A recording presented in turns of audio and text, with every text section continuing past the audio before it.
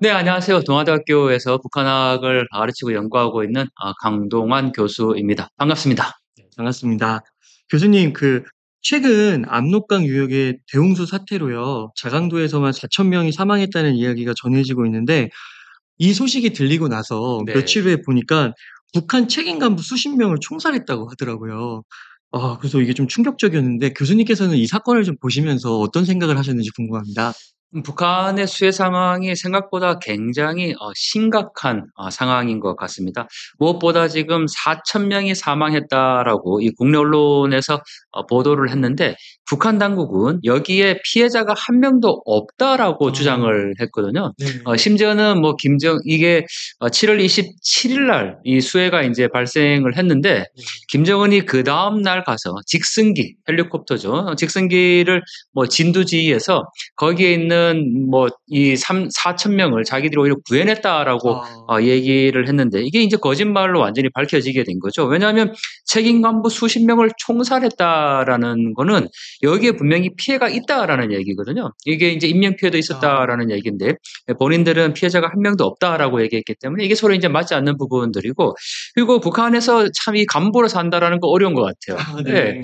그 많은 분들이 뭐 김정은 곁에서 그냥 뭐 호의호식 하면서 살아간다 이렇게 이제 얘기하지만 뭐 실제로 그것도 뭐 있겠죠. 왜냐하면 이 김정은이 뭐 옆에 이제 간부들을 챙기기 위해서 뭐 선물 정치라든지 또 이런 걸 이제 하고 있지만 이렇게 뭔가 잘못이 발생하면 이거 분명히 김정은의 책임인데 아. 예, 이런 책임들을 지금 간부들에게 다 돌리고 있어서 참 북한 간부들 이 풍전등화 같다 이렇게 생각해도 목숨이 경각에 달려 있다 이렇게 봐도 예, 무방할 것 같습니다. 네.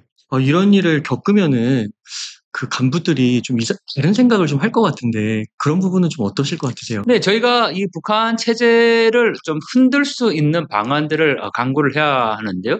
무엇보다 이렇게 그 북한 간부들이 뭐 수해가 나서 그 책임을 물어서 그냥 경질하거나 그것도 떠나가서 이게 총살을 시키거나 네. 또 북한의 뭐 최고위급이 그 경제적인 어떤 실책 뭐 그런 부분들 때문에 또 이 경질되는 부분도 볼 수 있고 또 더 나아가서는 군의 장성이 어느 날 하루아침에 그냥 별이 떨어지는 네. 그런 모습도 볼 수 있거든요. 그래서 이러한 그 북한 체제의 어떤 통치 방식들이 북한 간부들에게 굉장히 위협이 될 수 있다. 그리고 정말 그들이 살 수 있는 길은 오히려 이 북한 체제를 좀 변화시키고 뭐 더 나아가서 이 남한에 오는 것이 오히려 본인들의 살 길이다라고 얘기할 수 있겠네요. 네. 탈북민 분들을 좀 인터뷰를 해 보니깐요. 그분들이 그런 얘기를 하시더라고요. 그러니까 뭔가 이렇게 승진을 하고 뭐 아파트도 받고 이게 잘 나가는 것 같다가도 한순간에 진짜 모든 걸 잃을 수 있어 가지고 "모든 게 다 가시방석 같다." 이런 표현을 쓰시더라고요. "늘 매사가 불안하다." 그렇죠. 왜냐하면 뭐 우리가 너무너무 잘 알고 있듯이 김정은이 연설을 할 때 꾸벅꾸벅 졸았다는 이유로 뭐 아. 총살된 사례도 지금 전해지고 있는데 그 정도로 이 최고 존엄에 대한 것이 가장 뭐 네. 이 높게 평가되고 있지 않습니까? 뭐 그러니까 간부라는 것이 뭐 승승장구해서 진급을 한다고 결코 좋은 게 아니라 아. 어느 날 하루아침에 이 모든 체계가 그냥 뒤바뀔 수 있다라는 거니까 이 결코 정상적인 어떤 체제라고 볼 수가 없는 증거 중에 하나인 거죠. 네.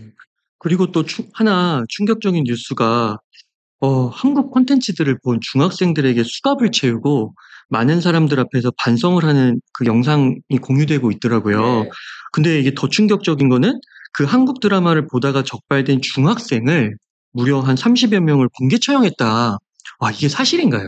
근데 사실 뭐 북한의 이제 뉴스에서 또 가짜 뉴스가 이제 나오긴 합니다. 네. 그래서 늘 이제 진위 여부가 문제인데 이게 이제 중학생 30명을 공개 처형했다라는 걸 이 북한 내부 문건들을 통해서 이제 확인을 할 수밖에 없는데요. 뭐 저희가 보통 대북 소식통이라고 이야기하는 어. 그들이 북한 내부의 문건이나 또는 뭐 교육 영상들을 이제 입수를 해서 이렇게 발표를 하고 있는데 저는 이러한 추세는 분명히 사실이다라고 봅니다. 왜냐하면 지금 김정은이 가장 두려워하는 것은 청년들의 사상 이완이거든요. 네. 특히 이 중학생 30명을 공개 처형했다라는 것은 이 북한에서 장마당 세대라고 얘기를 하죠.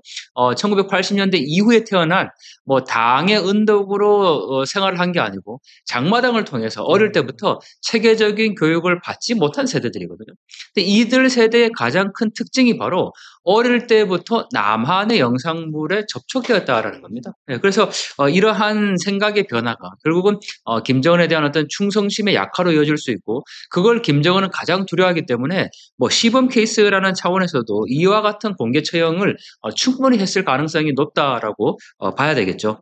네. 그 통제에 대한 그 처벌이 수위가 점점 더 높아지는 것 같은데 과거에 비해서는 좀 어떻게 보세요? 네, 사실 이 북한 내부에서 남한의 영상물이나 드라마 같은 콘텐츠를 볼 경우에 지금 사형까지 처할 수 있다. 그게 반동사상문화배격법인데 이 법이 나오기 전에 이미 북한 형법 194조에 보면요. 태폐적이고 색정적이며 추잡한 내용을 반영한 뭐 음악, 춤, 그림, 도서, 전자 다매체 네. 이런 거를 뭐 보거나 유포한 경우에는 노동 단련형, 교화형에 처할 수 있다라는 문건이 있었습니다.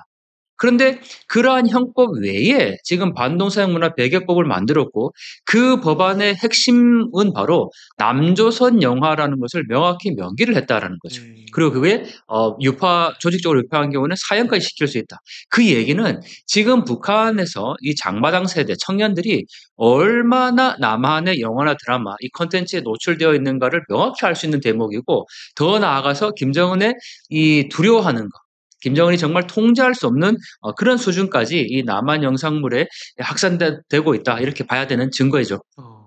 그러니까 이게 부모님 세대하고 네. 장마당 세대하고는 완전 다른 거라고 봐야 되는 네, 무엇보다 우리가 그 북한 체제의 어떤 근간 또는 뭐 네. 북한 체제가 유지될 수 있는 이유가 뭐냐라고 보면 어릴 때부터 이루어지는 끊임없는 사상 교육이라고 할 수 있잖아요. 아. 북한은 그걸 선전선동이라고 이제 표현을 하는데 그거는 지금 김정은 시대도 변함이 없습니다. 예, 어. 끊임없이 사상을 통제하고 어릴 때부터 이 그 사상을 통해서 김정은에 대한 충성심과 정권에 대한 결속력을 높여야 되는데 아버지 어머니 세대는요. 일명 총폭탄 세대라고 얘기를 합니다. 어. 자포경사. 그러니까 어. 김일성, 김정일을 위해서 목숨을 바칠 수 있는 세대. 네. 근데 지금 이 장마당 세대는 '내가 왜 김정은을 위해서 목숨을 바쳐야 되나?' 음. 이런 생각을 갖고 있는 세대라는 거죠. 어. 그거는 결국 북한 정권의 결속력이나 또는 김정은 정권에 대한 충성도가 약화되는 요인이 될 수 있다라는 점에서 김정은으로서는 굉장히 곤혹스러운 부분이라고 할 수 있죠. 그렇군요. 그 김정은의 약간 리더십에 있어서도 과거에 비해서 좀 문제가 있는 걸까요? 약하다거나 뭐 이런 게 좀 있는 걸까요? 네, 아무래도 김정은의 나이가 굉장히 어릴 때 음. 등극을 했습니다. 2012년이니까 이제 한 10여 년 정도가 지나고 있는데요. 북한에서는 수령이라는 절대적인 존재가 있어야 합니다. 음. 예, 왜냐하면 위대한 어버이 수령이라는 존재의 영도를 받는 게 당이고 그 영도에 받는 당 아래에 인민이 있다라는 거죠. 그래서 이 수령과 당이 있어야 인민이 있는 건데 네. 지금 이 수령으로서의 존재라는 의미를 명확하게 지금 세우지는 못했던 그런 시기였죠. 10년여 기간 동안. 그런데 최근에 이제 어느 정도 김정은이 자신의 지위를 올려놓은 그런 자신감이 좀 생긴 것 같습니다. 어. 예, 무엇보다 뭐 김정은의 모든 건의에 대한 부분들 그리고 자꾸 우리가 이제 그 김주애를 데리고 나오지 않습니까? 예, 맞아요. 그걸 이제 뭐 4대 세습이냐 뭐 아니냐 이렇게 논쟁이 있는데 저는 오히려 이 김주애를 데리고 나오는 이미지는 아버지로서 어버이로서 그런 음. 어떤 친근한 어버이 또 위대한 수령 어버이 뭐 이런 존재를 부각시키기 위한 아. 하나의 이미지 연출이다. 저는 그렇게 보고 있습니다. 그렇군요. 근데 그 또 김주애 관련해서 또 생각나는 게 그 시스루인가요? 약간 네네 비치는 듯한 맞습니다. 네. 옷하고 네. 그 머리를 그 네. 무슨 닭벼슬 머리인가 뭐 그런 맞습니다. 거라고 네. 하던데 그거를 하고 와서 조금 음. 논란이 됐던 게 좀 있더라고요. 네네. 그래서 그거를 원래 이제 MZ 세대들한테 못하게 했는데 음. 김주애가 해 가지고 그런 것들도 참 좀 재밌는 것 같습니다. 네. 네. 사실 뭐 김주의 이전에 리설주죠. 김정은의 부인인 네. 리설주가 하고 나온 패션이라든지 아. 머리 모양이라든지 이런 것들을 북한 여성들 사이에서 인제 따라하기 현상이 아. 나타나는 거죠. 왜냐하면 뭐 그 패션이라는 것이 그래도 뭐 "리설주가 했다." 이렇게 인제 그 나오면 뭐 많은 여성들이 인제 그걸 따라하게 되는데 음. 이 김주애가 지금 시스루를 입고 나왔단 말이죠. 네. 이게 신체가 인제 일부 노출되는 네. 옷입니다. 북한에서는 신체 일부가 노출된 옷을 입는다라는 거는 생각하기 어렵죠. 왜냐하면 특히나 이 반동서양 문화 배격법까지 만들어서 남한의 영상물을 본 거를 엄격히 단속하고 있는데 이러한 노출되는 옷은 결국은 행동이 사상을 지배한다라고 보는 아. 겁니다. 그러니까 노출된 옷을 입고 뭐 남한 말투를 쓰고 이런 것들이 결국 청년들의 사상을 오염시킨다. 예. 왜냐하면 이 북한 당국이 사회주의권 국가, 그러니까 1990년대 말에 사실 그 1990년대에 소련을 비롯해서 1990년대 초에 소련을 비롯해서 동구 유럽 국가가 다 붕괴됐지 네. 않습니까? 근데 이 붕괴된 원인을 북한 당국은 어디서 찾고 있냐면 청년들이 자본주의 사상, 아. 독소에 물들었기 때문에 이 붕괴는 필연적 결과다. 이렇게 노동신문에 언급을 하고 있습니다. 어. 그래서 이 청년들의 사상을 다잡는 것이 결국은 자기들의 정권을 유지하는 거다라고 생각을 하고 있는데 이렇게 김주애가 그 어린 나이에 분명히 노출된 옷을 입고 나오면 이거 분명히 따라할 거거든요. 그러면 단속할 여지가 줄어들게 되는 거죠. 그리고 그러한 어떤 행동의 변화가 당연히 사상의 이완으로 이어질 수 있기 때문에 이건 굉장히 또 단속할 수밖에 없는 그런 상황인데 모순이지 않습니까? 네. 예, 자기 딸은 뭐 그렇게 입고 나오고 맞아요. 또 하지 뭐 네, 말라고. 하지 말라고 얘기를 하고 이 너무나도 모순적인 상황인데 그래서 저는 이 북한 체제가 결코 정상적인 체제가 아니다. 여러 가지 부분들에서 이러한 증거들이 나타나고 있으니까요. 그래서 저희가 좀 오류를 범하는 게 김정은도 그렇고 이 북한을 정상적인 어떤 지도자 정상적인 국가 이렇게 이제 바라보고 자꾸 접근을 하는데 저는 여기에서부터 우리의 이 정책적 오류가 있는 것이 아닌가. 예, 저는 아. 이 김정은 정권을 뭐 정말 그 어떤 독재자 그 이상 그 이하도 평가하지 않거든요. 그리고 뭐 우리가 그 북한과 교류 협력 남북 간의 뭐 이 정상적인 어떤 교류 협력을 얘기를 했을 때는 또 체제 경쟁을 할 때였습니다. 아. 그러니까 우리가 보통 이렇게 이제 비유하지 않습니까? 뭐 남북 간에 서로 만나서 결혼을 하려면 서로 이제 알아가야 되고 만나야 네. 되고 친해져야 되고 맞아요. 그 결혼을 한다라는 거는 두 사람이 남녀가 정상적일 때의 이야기인 서로 겁니다. 호감도 있고. 그렇죠. 아 그리고 네. 이게 같은 레벨에 있을 때 뭐 앞으로 이제 결혼의 대상자로 맞네요. 만나보고 이렇게 해야 아. 되는데 그거는 미국과 소련 간의 냉전 당시 체제 음. 경쟁을 할 때는 이 논리가 맞았죠.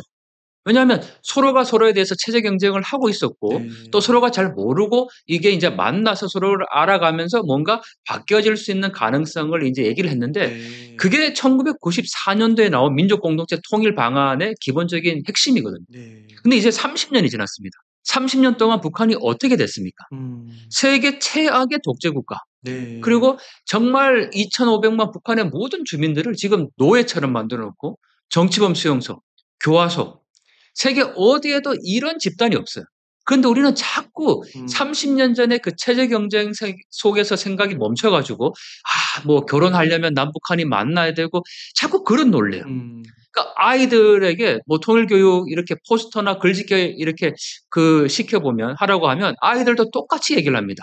어른들은 계속 뭐 만나지도 않고 싸우기만 하고 뭐 그런 표현을 하거든요.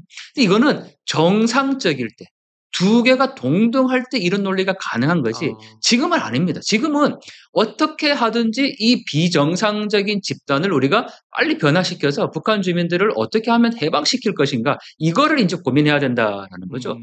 그런데 제가 이렇게 인제 말씀드리면 저 주장 뭐 굉장히 극우 같다." 네. 이렇게 표현하시는데 네. 극우가 아니라 우리가 진실, 진리라는 어떤 그 팩트를 보면 돼요. 그러니까 세계 어디에 이런 나라가 있습니까? 이런 맞아요. 집단이 있습니까? 근데 그걸 자꾸 정상적인 것으로 우리가 생각을 하니까 이 레토릭에 자꾸 빠지게 되는데 여기에서부터 우리가 벗어나는 게 지금을 준비해야 될 때고 더 강조해야 될 거는 북한 체제가 결코 저는 오래가지 않을 것이다. 음. 예. 왜냐하면 또 이 이야기하면 "야 30년 전에도 그런 이야기 들었는데 또 뭐 얘기냐." 이렇게 음. 말씀하실 수 있는데 저는 30년 전과 지금의 상황은 완전히 달라졌다. 어. 예. 왜냐하면 30년 전에는 말 그대로 체제 경쟁을 할 때예요. 예. 그러니까 그때는 뭐 "김일성 체제가 붕괴될 수 있다." 뭐 이런 얘기들이 나왔는데 지금은 체제 경쟁이 끝났어요. 네. 예. 여러분들 뭐 남한과 북한이 동등하게 체제 경쟁이 지금 된다고 생각하십니까? 완전히 음. 끝났거든요. 네. 이거는 완전히 그냥 없애야 될 대상인 거지 이거를 우리가 무슨 남북 교류 협력하고 뭐 화해 협력하고 이런 대상이 아니라는 거예요. 여기서부터 우리가 빨리 좀 인식의 틀을 벗어날 필요가 있다. 예. 음. 그리고 더 중요한 거 30년 전과 지금이 다른 거는 북한 주민들이 깨어나고 있다는 겁니다. 네.